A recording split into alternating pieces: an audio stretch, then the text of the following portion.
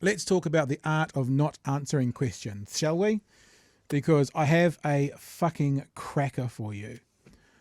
Like I think I've written this up as Luxon's masterclass. You know, everyone does masterclasses now.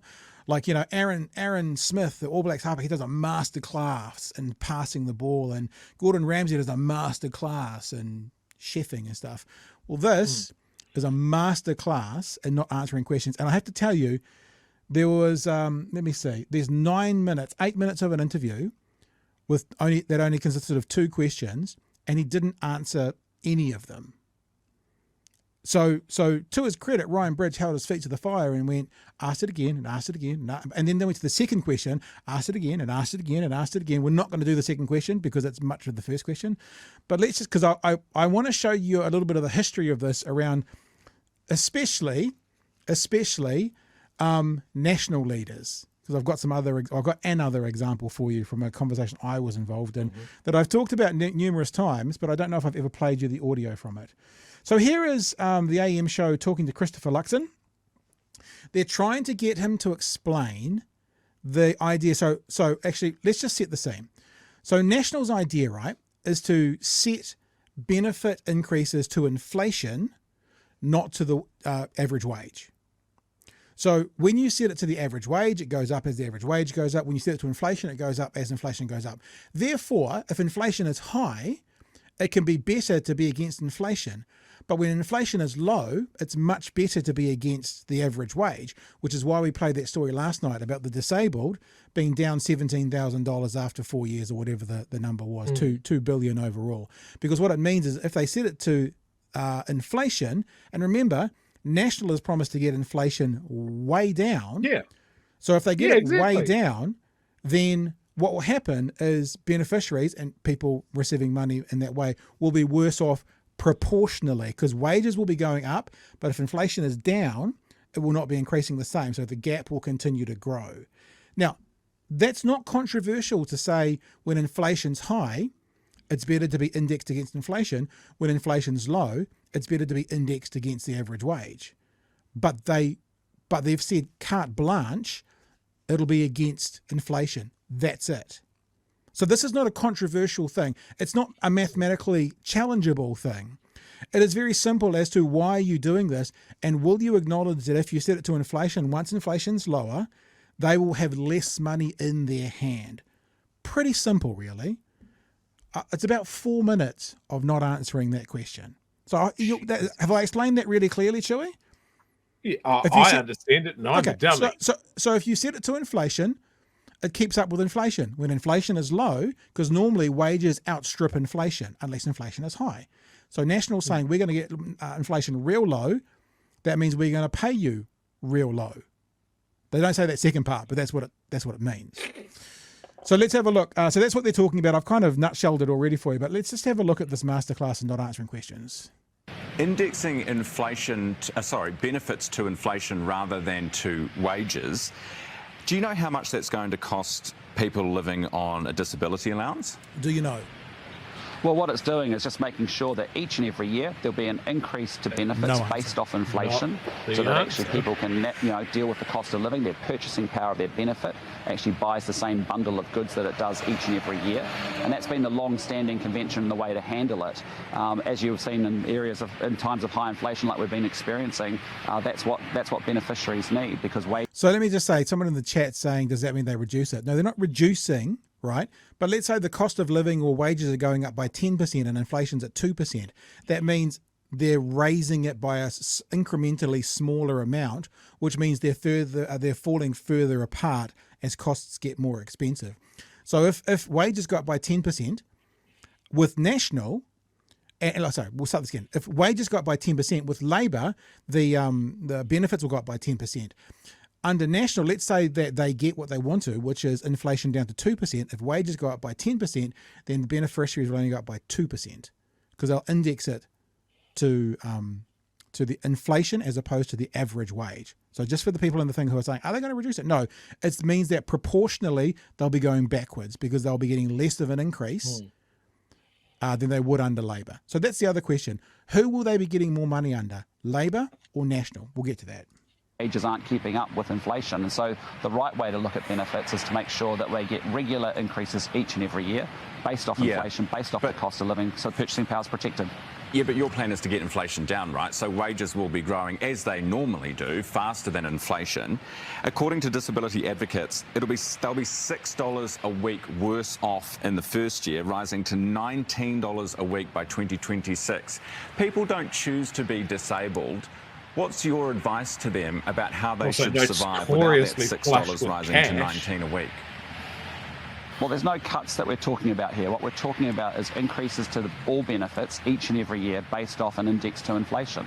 And that is the right way to look at it, so that so their purchasing power is protected, right? Chris, you accept that that will be at a lower rate that they would otherwise get under Labor. Do you accept that?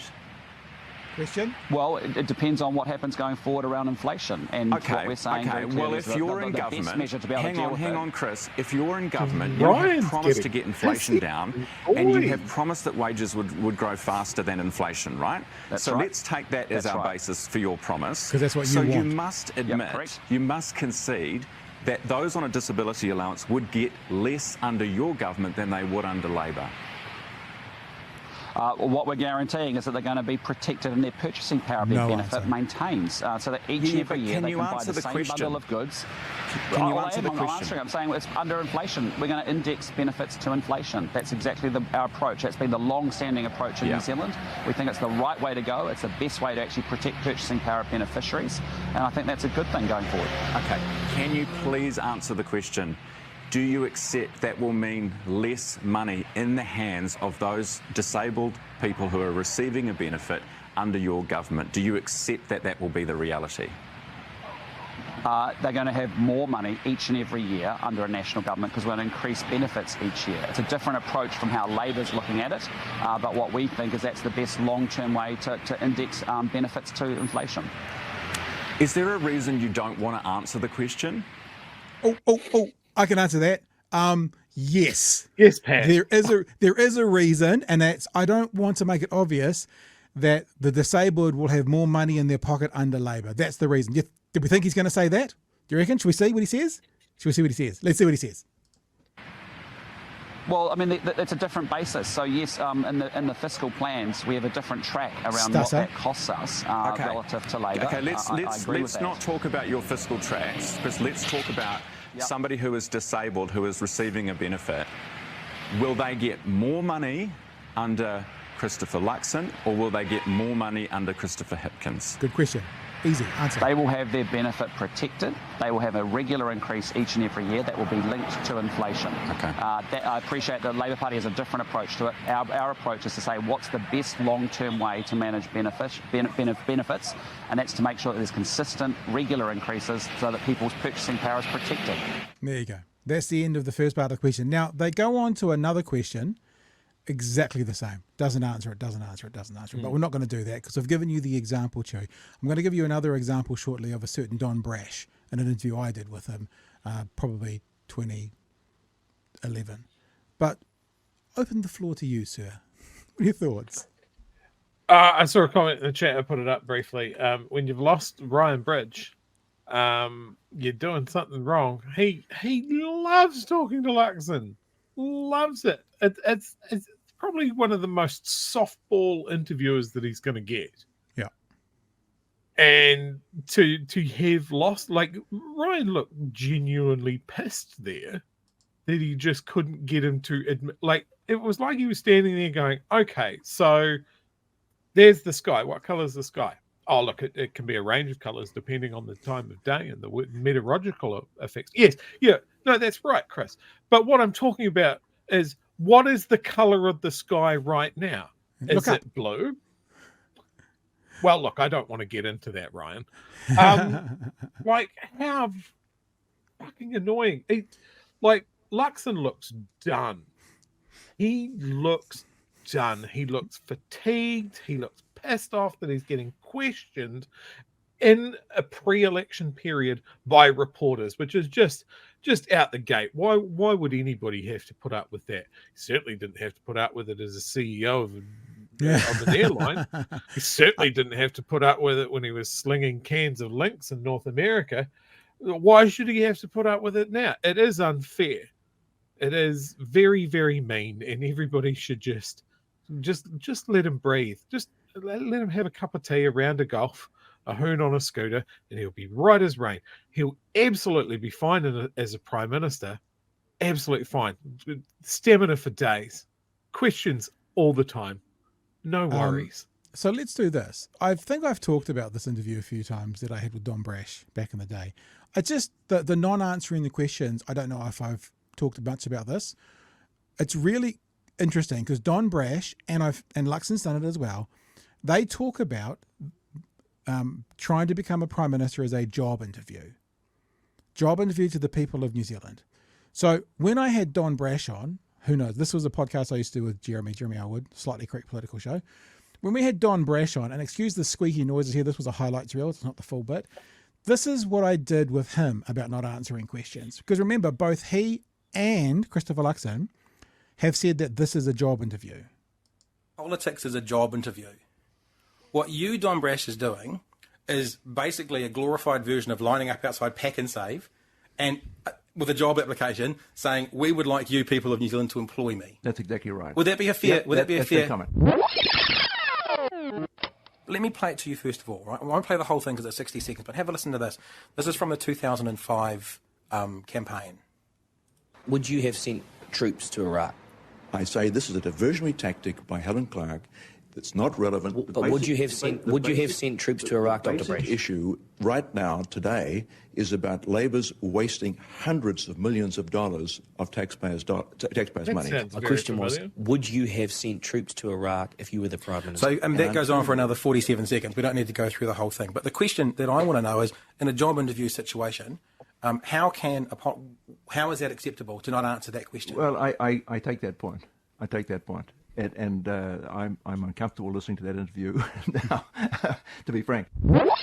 So the point being, Chewy, you're sitting in a job interview and someone asks you a question. The person who is looking to employ you asks a question and you don't answer the question. How on earth do people think, if they are thinking that this is a job interview, that they're allowed to sit there and not answer the question? Why do we accept that? Why do we, the public, accept that these guys who are refusing to answer the questions being asked on our behalf as a part of their job interview are then going to get that job? And I'm sure they all do it on some level, but the right do it so much more blatantly than the left. Yeah. No, I mean, we saw this at the start of the run and earlier this year. Like, Luxon has his talking points and will stick to them.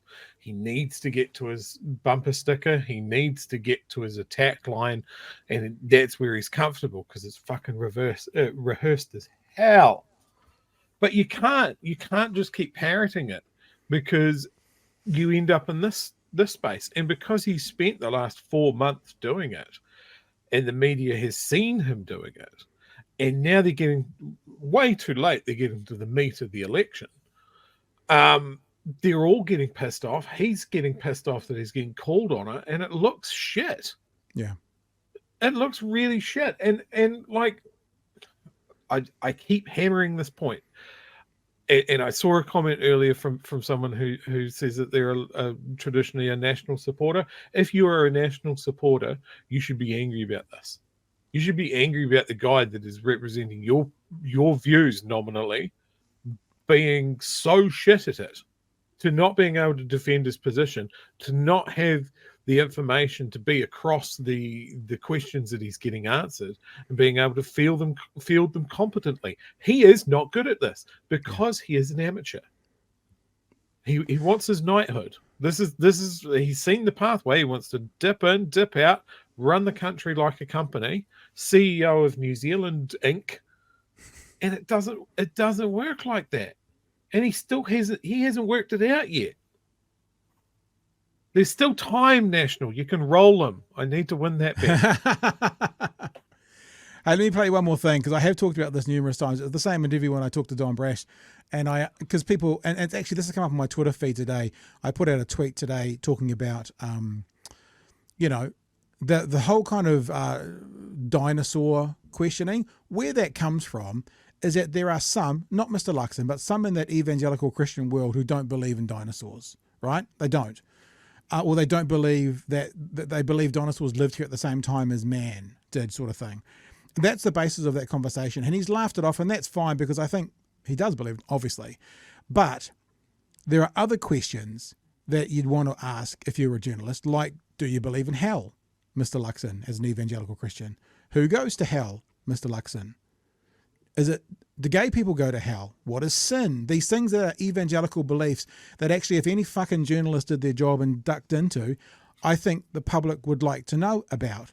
And the evangelical Christians don't like talking about this stuff publicly because it makes them all look like kooks. And right now, we're in a situation where there is war going on in a part of the world where someone's evangelical Christian beliefs could impact policy about that war. So I've always been of the belief, I do want to know about your private life, not intimate details of what happens in your bedroom. I do want to know because it's when we're behind closed doors that we are really who we truly are, right? I do. Like, if you are someone who thinks, that Israel is always right and they're in the right, they can do whatever they want, then that might influence international policy that you as a leader may get us into, especially if you've got a cabinet full of other evangelical Christians. So just to premise this, that's why I think knowing about their real life is actually quite an important thing. This is when I talked to Don Brash, same interview. This is actually just to show you guys, to play your little highlight. When I asked him about him being a cheat in his marriage. I'll just play it. How should a politician's personal life reflect their political integrity? You've had a couple of marriage breakups, documented there was infidelity in one of them. I mean, rumoured that there was one in the second one. How about the appearance of not being able to trust someone in their personal life? How do you then trust them in a public life? That's a totally fair question. It's a totally fair question. I have to say that if everyone was judged in their public life by what they did in their private life, there wouldn't be many successful politicians, I suspect. Maybe there'd be more real politicians. Well, maybe that's right. Maybe that's right. There you go. So, to his credit, he went, fair question. So what I'm saying, to be clear, is if you're a cheat in the most personal part of your life, the cornerstone, the foundation of your life, your marriage, why would you be trusted to run a country? If you're going to cheat there, aren't you a cheat? Aren't you going to cheat? That's the question. And I think it's a fair question. And have you ever heard anyone else ask that question? No, of course not. But these are the things that we sort of do. And I guess, Chewy, with you on board now, this is what we've continued on with. We just don't have the access anymore because I was working at News Talk ZB then. And so you got them to come to the News Talk ZB studio to have those interviews. Made it a bit easier.